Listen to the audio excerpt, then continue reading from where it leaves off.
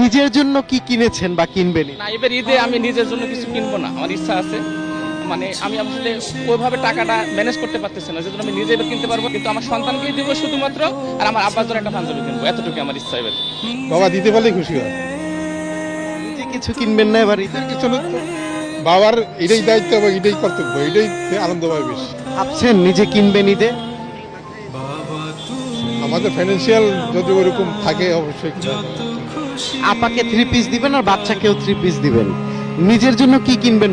নিজের জন্য কেনা হইবে না, সন্তানের জন্যই বাবারা এই নিয়ে খুব ভাবে চিন্তা ভাবনা করে।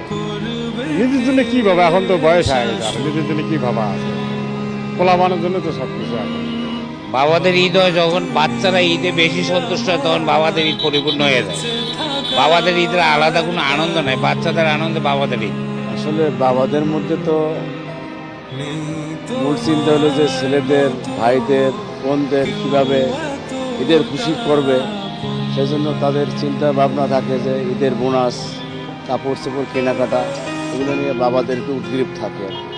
আসলে নিজের জন্য তেমন ভাবতেছি না, তারপরেও হয়তো বাচ্চাদের সাথে একটা পাঞ্জাবি টুপি হইলে বেটার হয়।